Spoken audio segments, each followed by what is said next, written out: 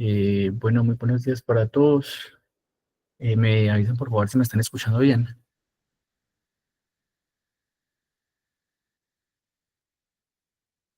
Sí, se escucha bien. Listo. Bueno, mucho gusto. Mi nombre es Juan David Soto, interno de mayor de la Universidad de Antioquia.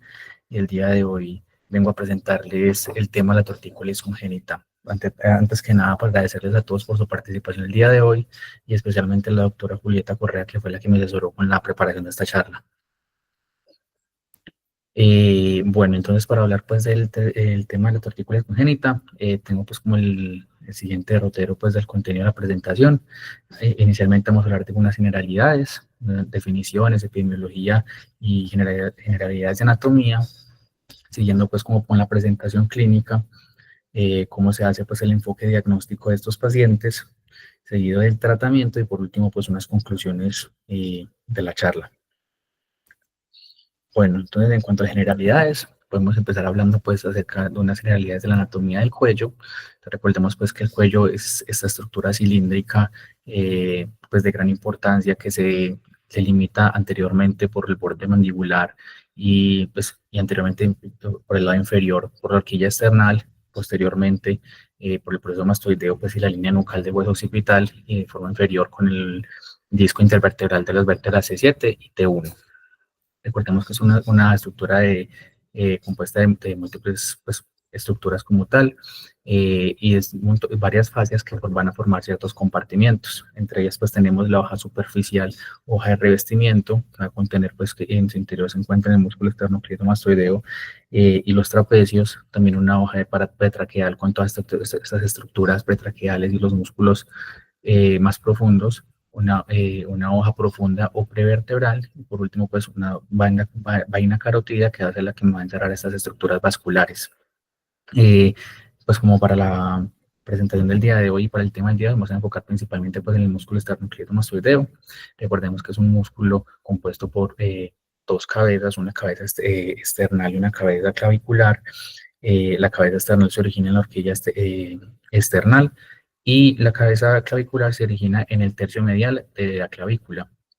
Ambos se van a insertar de forma cefálica en el proceso mastoideo. Y recordemos que pues, es un músculo que cumple una función importante en cuanto a la flexión lateral del cuello y también la rotación de la cabeza. Además, va a tener como cierta importancia en la parte de la anatomía quirúrgica, porque va a ser esta estructura la que nos va a dividir en los famosos triángulos anterior y posterior, que van a contener pues diversas estructuras de importancia. Ya pues como hablando un poco de las definiciones como tal y de qué es la tortícolis, vamos a referirnos un poco pues como a las raíces etimológicas de esta palabra. Entonces recordemos pues viene la palabra tortus, que significa torcido, y colum, significa el cuello.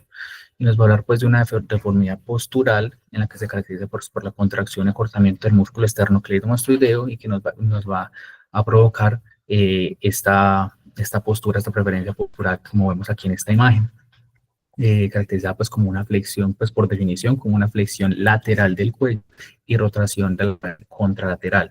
Es decir, vimos por ejemplo en esta imagen que hay pues donde se ve pues el acortamiento o ese hallazgo pues en el músculo esternocleidomastoideo del lado derecho, va a haber una flexión ipsilateral, o sea, a este lado, y contralateral, la cabeza el mentón del niño está apuntando hacia el lado contrario.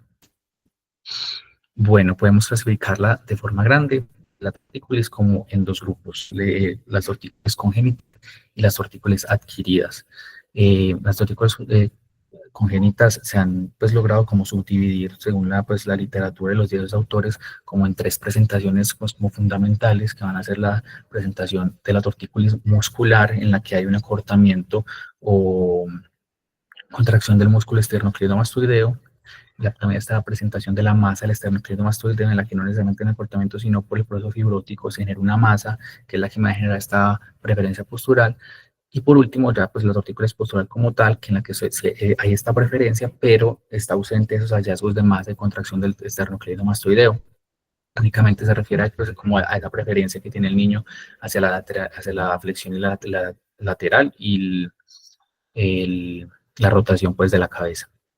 Dentro de las causas congénitas también podríamos encontrar otras causas, como por ejemplo el síndrome de Klippel-Feil, que es este fallo en la segmentación de las vértebras cervicales, o no, pues no lo incluí pues dentro de cada este grupo porque obedece pues como otro tipo de fisiopatología, pero también ten en cuenta que sería pues como otra causa técnicamente pues congénita en este caso.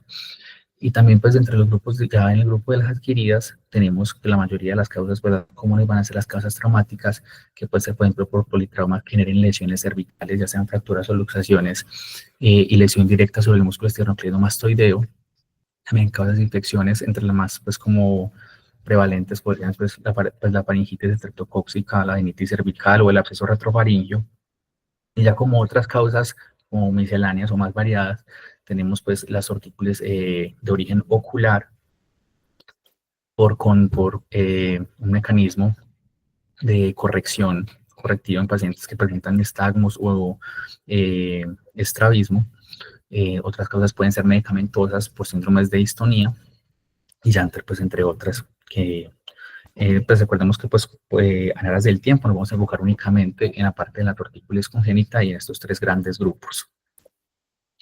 En cuanto a la epidemiología, hay pues bastante bibliografía que nos describe pues epidemiología de esta patología, y la mayoría nos reporta pues como incidencias más o menos entre el 0.3 al 1.9% de nacidos vivos. Una prevalencia en la población general de 3.98 al 16%. Se ha visto que tiene un predominio pues en la población masculina, más o menos pues una relación de 1.5 a 1, y que se puede dar más frecuentemente en el lado derecho.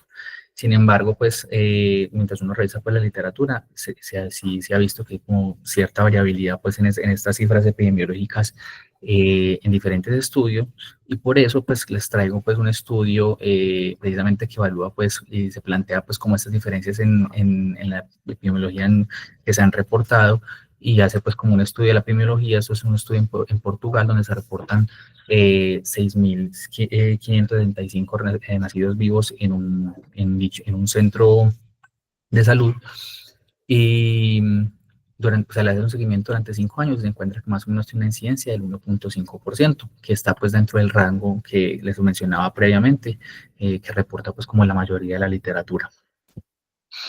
Bueno, para hablar un poco sobre la fisiopatología de esta enfermedad, tenemos que tener en cuenta que no es pues, una fisiopatología que esté clara, pues que esté del todo clara.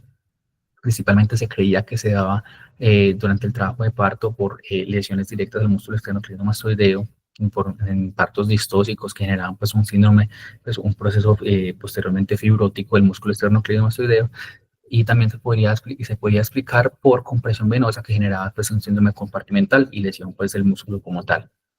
Sin embargo, han habido pues diversos estudios que han de forma retrospectiva estudiado pues pacientes con tortícolis congénita y han caracterizado como estos hallazgos durante el parto y estos partos distóxicos. Se ha visto que no todos los pacientes que presentan tortícolis congénita presentan pues como estos hallazgos o tenían pues estas causalidades pues distóxicas. Entonces se han propuesto otros mecanismos fisiopatológicos, inclusive prenatales, pues durante la vida intrauterina, alteraciones pues del desarrollo del músculo esternocleidomastoideo, en el que hay pues un proceso fibrótico, o incluso pues que se genera desde la vida intrauterina. También se ha descrito que pacientes que presentan una flexión prolongada pues, del cuello, lateral del cuello durante la vida intrauterina, pueden tener desarrollar esta patología posteriormente, y también se ha descrito pues como cierta relación con la restricción del crecimiento intrauterino. Los factores de riesgo pues en general van más ligados pues hasta a la parte pues a la explicación patológica del parto distóxico. Entonces aquí podemos encontrar pues la macrosomía fetal, trabajos de parto prolongados, presentaciones distóxicas, principalmente pues nos referimos a las presentaciones pélvicas y la instrumentalización del parto, el uso de forceps o mecanismos de succión. También se ha descrito en diferente literatura que hay una posible relación pues, con la presencia de oligomerinos durante el embarazo y el desarrollo pues, de esta patología.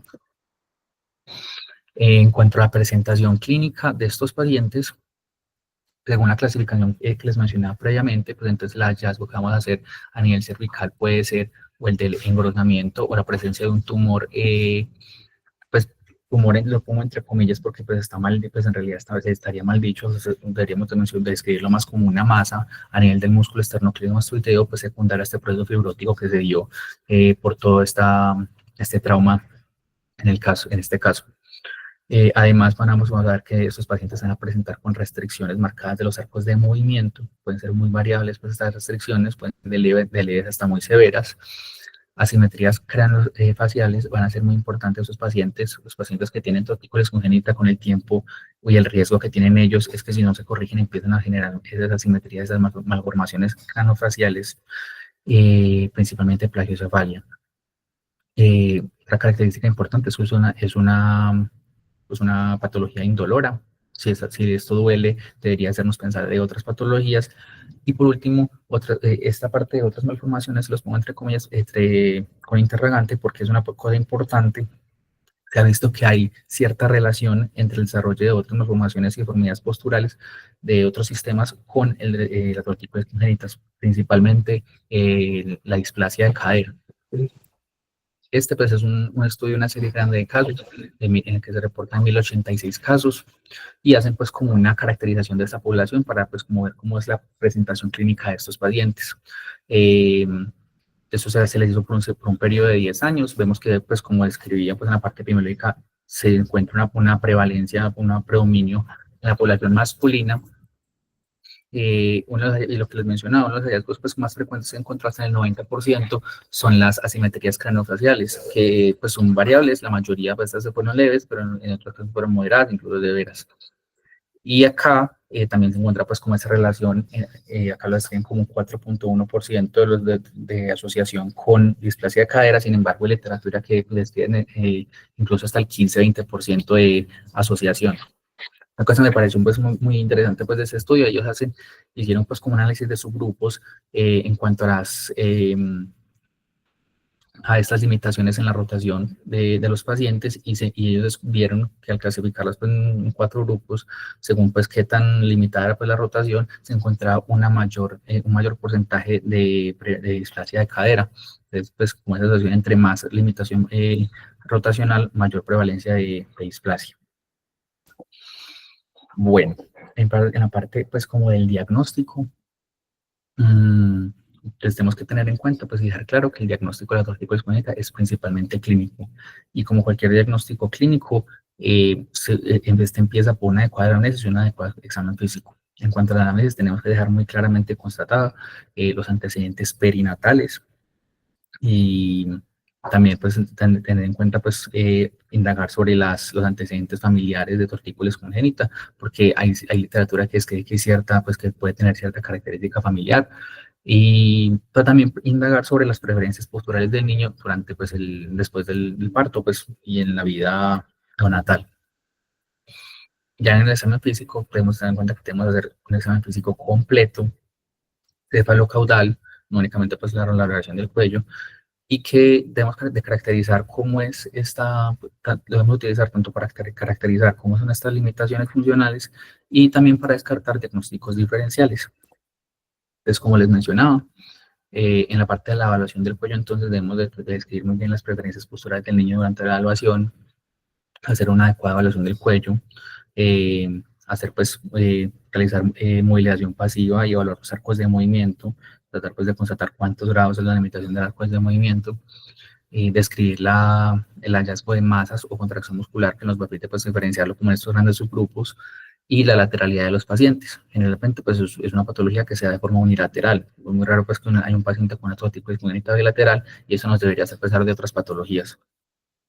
Ya pues en la parte pues de los otros sistemas, que nos sirve más que todo para descartar otras causas, la evaluación ocular, pues les contaba las tortícolis de origen ocular como mecanismo correctivo de estos pacientes que tienen pues afectación del oculomotor y que pues se presentan con nistagmus, estrabismo.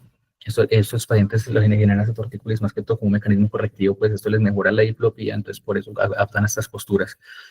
También hay una evaluación juiciosa de la columna cervical para descartar unas causas estructurales y un examen neurológico completo. También no lo puse acá, pero importante pues por lo que hablamos de la displasia de cadera, pues evaluar pues también a esos niños hay que revisar la cadera porque puede que tengan también una displasia de cadera asociada pues a la tortícolis. En cuanto a las imágenes diagnósticas, dejar claro que no se utilizan de forma rutinaria y más que todo se utiliza, pues, en este caso los que más nos servirían serían la radiografía de cuello y la ecografía. La utilidad de la radiografía de cuello sería más que todo para descartar otras anomalías estructurales, como mencionamos, pues el síndrome de Klippel-Feil, donde se encuentra pues esta fusión entre las vértebras cervicales. Y la ecografía de cuello nos pues, tiene la utilidad en más que todo en los pacientes con la presentación de masa cervical, pues también para descartar diagnósticos diferenciales, ver que pronto no sea pues esta masa que estamos palpando no sea de origen tumoral o que sea una henopatía pues de gran tamaño. Y el hallazgo que nos van a reportar en la ecografía va a ser una lesión homogénea o que puede ser heterogénea de características hiperecoicas, pero que obedecen pues, a un tejido de características musculares, que no es infiltrativo ni pues, ningún otro hallazgo pues además de esto. Bueno, en cuanto al tratamiento, pues el manejo de la tortícolis congénita se divide, como digámoslo, en tres pilares fundamentales. El principal pilar va a ser el manejo conservador, que está dado pues más que todo por la terapia física, el manejo quirúrgico y ya pues como otras terapias adicionales que se han venido estudiando en el último tiempo. La terapia física, entonces, como les mencionaba, va a ser la terapia de primera línea en estos pacientes. La mayoría de pacientes responde bien a este manejo y es como lo primero que se debería hacer, ahí donde se debería redireccionar estos pacientes. Se ha escrito en la literatura que hay un mejor pronóstico en estos pacientes entre más se inicie temprano la terapia física. Incluso se ha dicho, pues en algunas partes han mencionado que pacientes que se redireccionan al servicio de terapia física antes del mes de vida pueden tener un periodos de rehabilitación más cortos y mejores resultados. Hay guías donde pues, está constatado cómo debería ser este proceso de rehabilitación física. Se han estudiado pues, diferentes esquemas de, pues, por ejemplo, 100 repeticiones al día divididos en 10 series de 10, 50 en 5 series de 10. Es lo que entre más frecuencia se hace, tienen mejores resultados.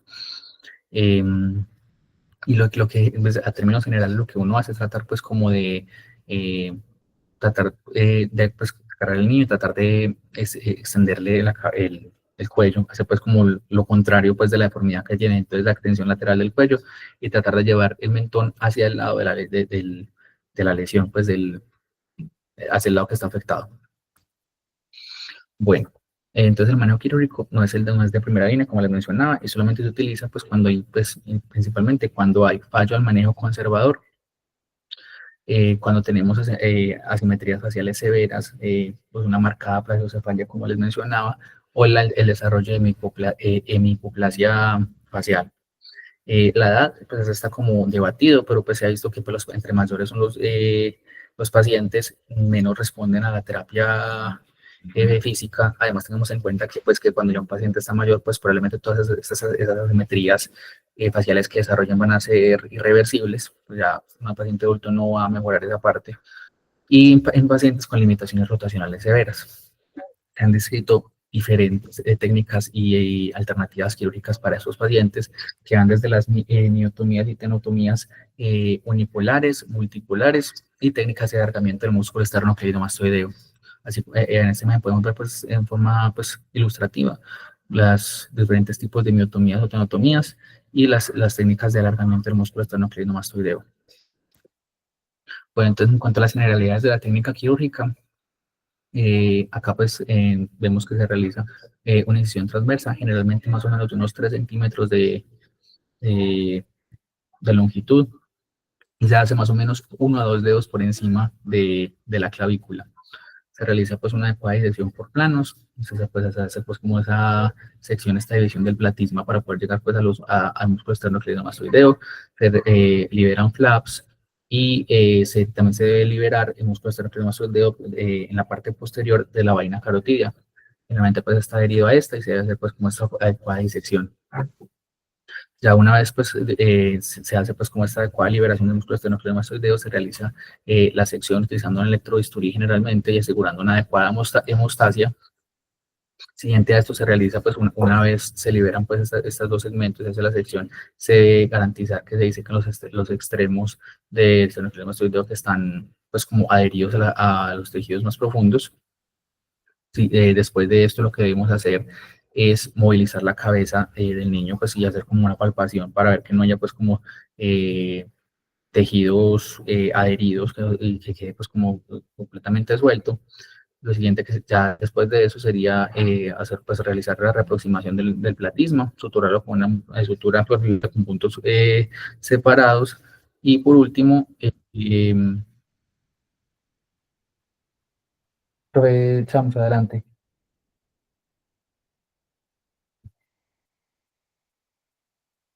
Creo que se levantó la mano. Bueno, y por último, realizar el cierre de la piel, generalmente pues, se hace pues, con sutura absorbible en pediatría, con un monocril, 4 ceros o 5 ceros. Bueno, entonces, como le mencioné, he escrito diferentes técnicas quirúrgicas, pues, que si unipolar, multipolar. Este es un estudio donde se estudia pues, la miotomía unipolar. En realidad, con pues, la mayoría de estudios con muy buenos resultados. Pacientes generalmente se evalúan, pues los desenlaces que evalúan es las mejorías pues en la rotación y la extensión del cuello. Entonces, que posterior a esto hay mejoría significativa de estos pacientes. Pues aquí pues una manera es como para mostrar pues la técnica quirúrgica. Entonces aquí lo que hace pues se hace la liberación pues del músculo como tal y se realiza la sección. En este caso pues vemos muy bonito pues punteado en morado las estructuras pues como forma esquemática. Aquí viene la clavícula y la cabeza clavicular del músculo esternocleidomastoideo. Y esta es un estudio donde pues también me pareció muy chévere, donde evalúan pues la técnica tripolar de liberación de ambas cabezas en la parte del origen external y clavicular, y también de forma cefálica la liberación del tendón en la inserción en el proceso mastoideo. Las posibles ventajas que plantean en este estudio que de realizar esta técnica es que pues llevar una menor tasa de recurrencias, una menor tasa de complicaciones y un inicio temprano de la terapia física. Además, ellos proponen dentro de este protocolo quirúrgico, aparte de hacer las secciones en estos polos, resecar más o menos 1 centímetro del músculo esternocleidomastoideo en su porción distal, y que esto pues tiene como mejores desenlaces a medida, pues en cuanto a la de la recurrencia. En este estudio no se reportan complicaciones, únicamente se reporta una recurrencia de un seguimiento de 3 años. Y acá, pues, también, pues, lo que mencionaba que realicen el estudio. Entonces, las dos vías quirúrgicas, acá en la parte cefálica únicamente realizan una sección de la inserción en el proceso mastoideo, y acá, como le mencionaba, hacen una resección más o menos de 1 centímetro del tendón de la inserción en la cabeza external, y también puede ser, y también, según el grado, lo realizan también en la inserción clavicular. ¿Por qué hay diferentes técnicas quirúrgicas o por qué pues no hay como un consenso general sobre esto? Porque hay bibliografía donde se reporta que, por ejemplo, en pacientes que se hace únicamente como las miotomías unipolares, que pueden tener mayor tasa de recurrencias, pero por otro lado hay estudios donde mencionan, literatura donde mencionan que los pacientes que se les hace pues unas miotomías más extensas, biotripolares, quedan con resultados pues como menos cosméticos. Entonces esa es como la discusión en cuanto al abordaje quirúrgico, y pues de forma general es como a la experticia y a la preferencia del cirujano o el que esté o el tratante en este caso. Existen escalas para llevar a cabo pues, la valoración de desenlaces de estos pacientes, no únicamente pues como con los arcos de movimiento, la mejoría en los arcos de movimiento, sino que también existen escalas que nos permiten como tratar de objetivizar un poquito esas, pues en diferentes aspectos, estos desenlaces de los pacientes. Tenemos varias escalas, está las escalas de Chen-Tang, el score de Lee, el score de Lee modificado, que nos permiten pues como determinar cómo es el resultado de sus pacientes en una escala pues, de puntuación, si es excelente, bueno, pues un resultado regular o justo, o un pobre resultado. Entonces, esa sería la escala de Chen-Tang, y esta sería la escala de Lee modificada, con estos puntajes de corte. Y acá les traigo una tabla también pues me pareció chévere, en la que se evalúan pues como diferentes técnicas quirúrgicas, y vamos a ver que en realidad los resultados son muy similares. O sea, si bien se ha descrito pues como los posibles beneficios de los diferentes pues, beneficios y posibles efectos adversos o complicaciones de las técnicas quirúrgicas, en realidad pues a la hora de compararlos son muy similares. Bueno, entonces en cuanto a las posibles complicaciones del abordaje quirúrgico, entonces podemos tener lesiones vasculares, generalmente pues, en las miotomías pues, como inferiores, lesiones de la carótida común o en las miotomías cefálicas, lesiones de la carótida externa, lesión nerviosa por rampas, lesión de ramas del nervio facial o del nervio espinal accesorio. Existe pues, se ha descrito el riesgo de neumotórax en cuanto a las miotomías inferiores y ya pues las complicaciones posibles de cualquier postoperatorio, el desarrollo de hematomas, seromas o infección del sitio operatorio. También lo que le mencionaba, las complicaciones cosméticas, pues asimetrías cervicales y la posible tasa de recurrencia en nuestros pacientes.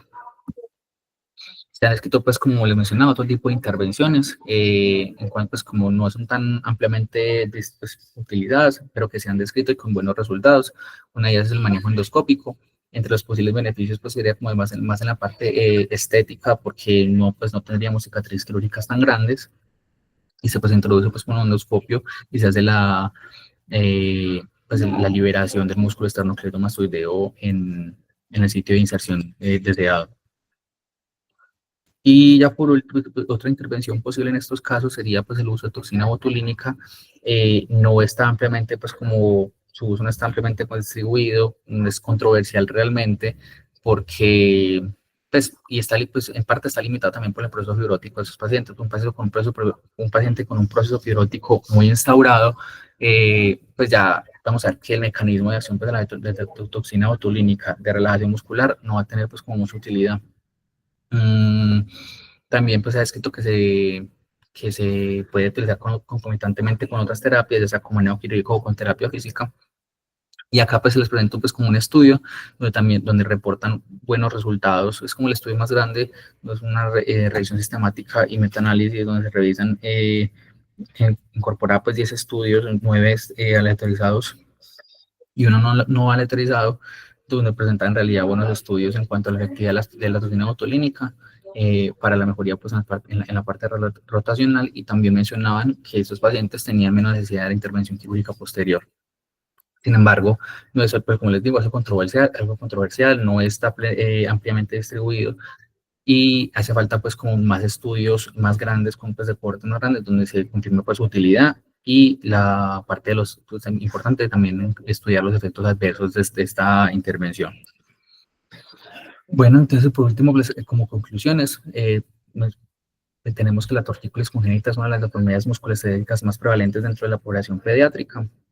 Su diagnóstico es clínico y debemos descartar pues, causas adquiridas. Y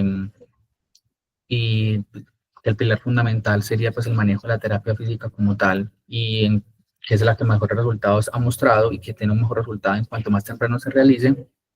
Y por último, que hace falta pues, nuevos estudios pues como de mejor calidad para que se estudien pues, la seguridad, la efectividad de terapias quirúrgicas alternativas. Y ya, eso era todo lo que les tenía para el día de hoy.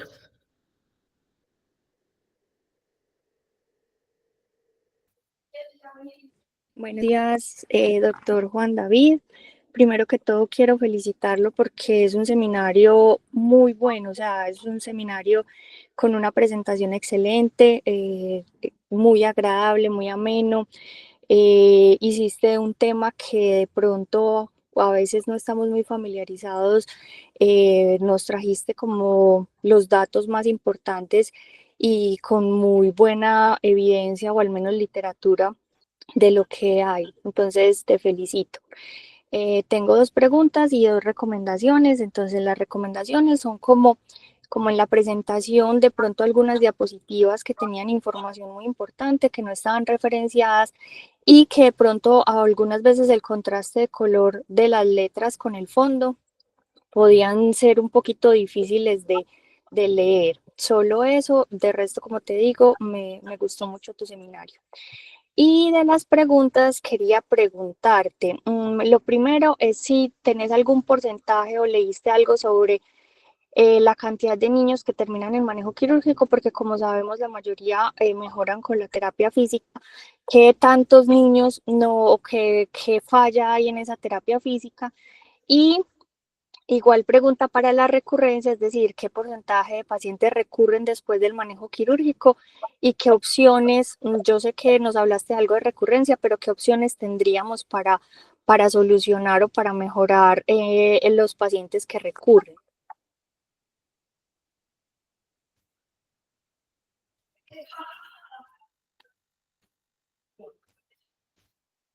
Listo, profe, pues, muchas gracias por las observaciones. En cuanto a las preguntas, yo sí leí que más o menos se reporta que la tasa de éxito de la terapia física está alrededor del 85-90% de los pacientes, entonces más o menos sería como ese 15-10% restante que no, que serían redireccionados al manejo quirúrgico. Igualmente, pues también eso depende del caso, porque pues un paciente que tenga una malformación, pues una asimetría facial muy marcada, que ya esté con hemiplasia, digamos que de entrada pues la preferencia sería el manejo quirúrgico, o que también tenga pues una limitación rotacional muy severa, porque probablemente no van a responder al manejo conservador. La otra pregunta era... bueno, La recurrencia. la recurrencia. Pues como porcentaje de recurrencia, ahí pues en los diferentes estudios pues reportan recurrencias pues como diferentes, pues como esas series de casos reportan como recurrencias diferentes según la técnica de abordaje quirúrgico. Pero pues un porcentaje como tal no lo sabría decir, doctora, porque como le digo, hay unas partes donde ni siquiera reportan recurrencias, entonces pues como el porcentaje como tal no me lo sabría. No, tranquilo, está muy bien. Incluso creo que tenés una seguridad en la presentación pues, que es demasiado llamativa, o sea, presentas muy bien. Pero de pronto en esa recurrencia, ¿qué opciones quirúrgicas o qué opciones existen? ¿No sería el momento para aplicar toxina botulínica o qué encontraste? Pues, por ejemplo, si al paciente únicamente se le usa una miotomía unipolar, se podría considerar un abordaje multipolar. Pero si, pues, o si, por ejemplo, ya vemos que esto no funciona, o también tenemos la alternativa de la aplicación de la toxina botulínica como pues terapia alternativa en estos pacientes.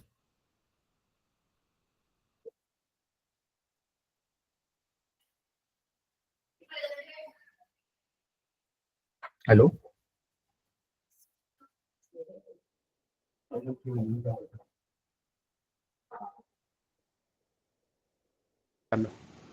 Hola Juan, hola a todos, buenos días.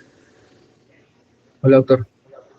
Eh, yo solamente quiero felicitarte, la verdad, creo que resolviste todas las preguntas. Este tema para mí nunca he visto una, la verdad. Para mí en mi mente tenía que solamente el 3% llegaban a un procedimiento quirúrgico, casi todos iban a terminar pues con las terapias, aunque mostraste unas indicaciones muy claras de cirugía. Y la toxina yo creo que aunque eh, tú lo dijiste, todavía no es una terapia totalmente aceptada, la literatura empieza a apoyarla. Faltará ver más estudios, ver esa cantidad de masa fibrótica, si responde completamente en los bordes laterales o no. Eh, yo creo que vamos a ver a futuro si eso disminuye y pasa casi a cero ese tipo de procedimientos. Muchas gracias. Muchas gracias, doctor. Hola Juan, ¿cómo estás? Buenos días. Buenos días, doctor. Bueno, Juan, la verdad, un muy buen seminario. Creo que hiciste una buena revisión, buenas referencias bibliográficas. Yo creo que uno de los grandes aprendizajes que nos deja tu seminario es siempre pensar dentro del espectro de masas cervicales congénitas, también la tortícolis, ¿verdad? Y yo creo que fuiste demasiado claro y contundente en recordarnos cuál es el espectro de presentación de esta patología. A veces, cuando nosotros escuchamos más en cuello, obviamente pensamos en muchas imágenes diagnósticas, pensando en una lesión tumoral, Y como tú también lo recordaste, es una buena anamnesis, un buen examen físico y de pronto sí apoyarnos en algunas ayudas diagnósticas, pero sin radiar el cuello del niño, ¿verdad? En lo personal he tenido pacientes que llegan con diagnóstico de una tortícolis congénita como una masa de cuello con tomografía, con resonancia, y eso además de aumentar el riesgo para el paciente porque es medio de contraste, radiación, es anestesia en el caso de la resonancia, obviamente eso aumenta los costos del sistema de salud.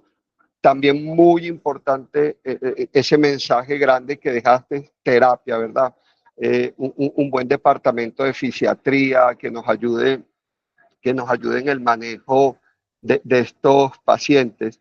En lo personal, yo tampoco nunca he operado una tortícolis congénita, nunca lo he hecho, pero la revisión que hiciste de las técnicas y de colgajos musculares me parece muy interesante y realmente cada vez la toxina botulínica viene ganando terreno en muchas patologías, en pared abdominal, en cuello, en vejiga. Entonces creo que es una opción que cada vez es más segura y, y es menos invasiva. Yo te quería hacer una pregunta.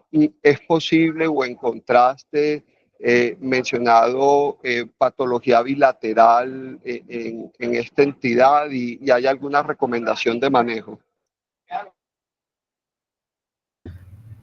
Profe, sí leí que que había sido descrita, pero que era pues muy infrecuente. Y pues manejo como tal, pues en estos casos no encontré. Yo asumiría pues que se haría pues las miotomías bilaterales, pero pues la verdad no leí al respecto sobre manejo de bilateral. Sí, es realmente muy infrecuente y probablemente estos pacientes la terapia física no va a bastar solamente porque la movilización del cuello para que el bebé pueda hacer la terapia va a estar mucho más limitada cuando es bilateral. Pero mira que ahí el papel de la toxina botulínica gana mucho más terreno. Juan, de nuevo, muchas gracias. Muchas gracias, doctor. No sé si de pronto alguien más tiene alguna pregunta o alguna observación.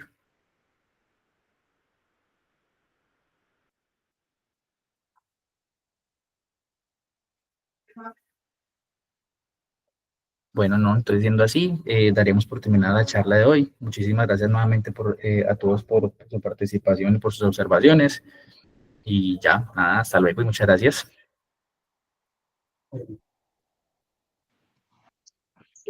Yo le iba a pedir el favor a los muchachos de pregrado, de séptimo, que si se pueden quedar un segundito para darles una indicación de los seminarios conmigo.